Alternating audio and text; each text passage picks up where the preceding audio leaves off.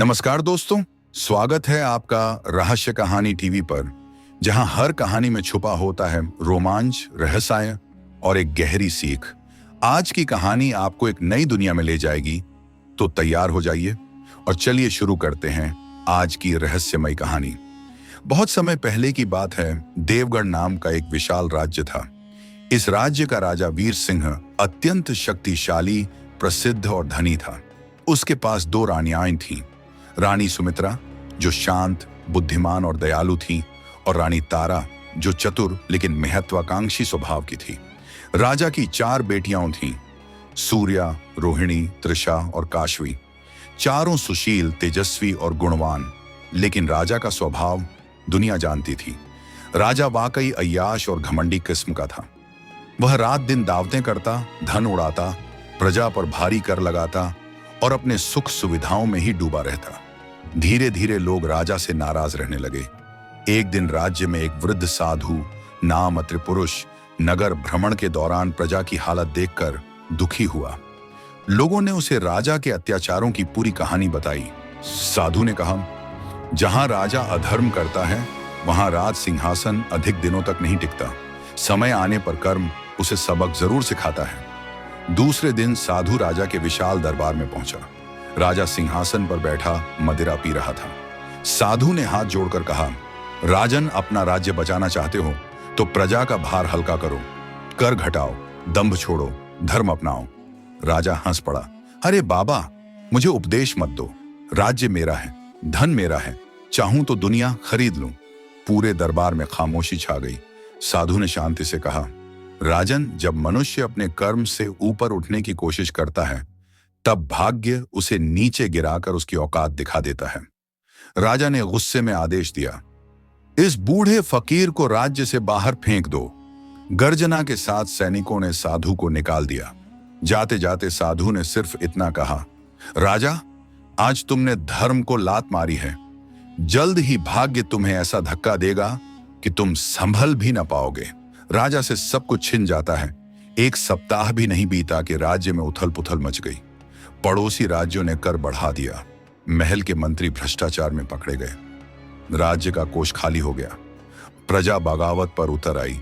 सैनिकों ने भी वेतन न मिलने के कारण राजा का साथ छोड़ दिया।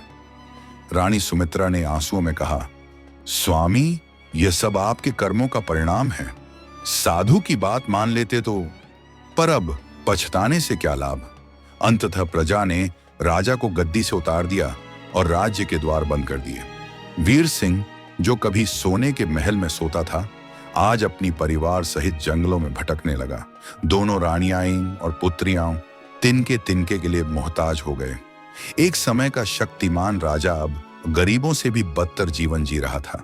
साधु से फिर मुलाकात। एक दिन जंगल में भटकते भटकते राजा को वही साधु त्रिपुरुष दिखाई दिया, जो नदी के किनारे ध्यान कर रहा था। राजा उसके पैरों पर गिर पड़ा। गुरुदेव, मैंने अधर्म किया, मुझे क्षमा करें। जो चाहे दंड दें, पर मेरी बेटियों और रानियों को इस दुख से बचाएं। साधु ने मुस्कुराकर कहा, राजन, कर्म का दंड केवल भोगने से ही समाप्त होता है, परंतु अगर मन से परिवर्तन आए तो भाग्य फिर से नया अध्याय खोल देता है। साधु ने राजा को कुछ उपदेश दिए। कभी घमंड न करना, प्रजा को अपने बच्चों की तरह मानना, धन को दान, धर्म और जन कल्याण में लगाना, अपने सुख के लिए दूसरों को दुख न देना। फिर साधु बोला, आज से तुम मेरे साथ रहकर श्रम करोगे, भोजन कमाओगे और सत्य का मार्ग अपनाओगे। राजा ने सिर झुका दिया। कई महीनों तक वह साधु के साथ पेड़ काटता, पानी भरता, भूखे गरीबों को भोजन कराता और तपस्या करता रहा। धीरे धीरे उसके मन का अंधेरा मिटने लगा। एक दिन अचानक देवगढ़ राज्य के दूत साधु के आश्रम पहुंचे। वे घुटनों के बल गिरकर बोले, गुरुदेव, राज्य में भयानक अकाल और बीमारी फैल गई है। हमें अपने सच्चे राजा की आवश्यकता है। कृपया राजा वीर सिंह को वापस लौटने की अनुमति दें। साधु ने राजा की ओर देखा। राजन, आज तुम्हारी परीक्षा पूरी हुई। अब तुम्हारा भाग्य फिर से चमकने का समय है। पर याद रखना, राज्य की गद्दी वैभव नहीं, दायित्व है। राजा की आंखें भावनाओं से भर गईं। वह अपनी रानियों और बेटियों के साथ वापस देवगढ़ लौटा। प्रजा ने उसे नम आंखों से स्वागत किया। राजा ने सत्ता संभालते ही सबसे पहले कर कम कर दी, गरीबों के लिए अन्न भंडार खोले, खेतों में जल व्यवस्था बनाई, शिक्षा और न्याय व्यवस्था सुधार दी और हर दिन 2 घंटे प्रजा की समस्याएं सुनने लगा। उसकी चारों बेटियां राज्य की उन्नति में उसका हाथ बंटाने लगी। रानी सुमित्रा ने महिला कल्याण विभाग संभाला, रानी तारा ने कृषि योजनाएं शुरू की। राजा पूरी तरह बदल चुका था। एक दिन साधु महल में आया। राजा ने झुककर प्रणाम किया। साधु बोला, अब तुम सच्चे राजा हो, तुम्हारा भाग्य तुम्हारे कर्मों से ही लिखा जाएगा।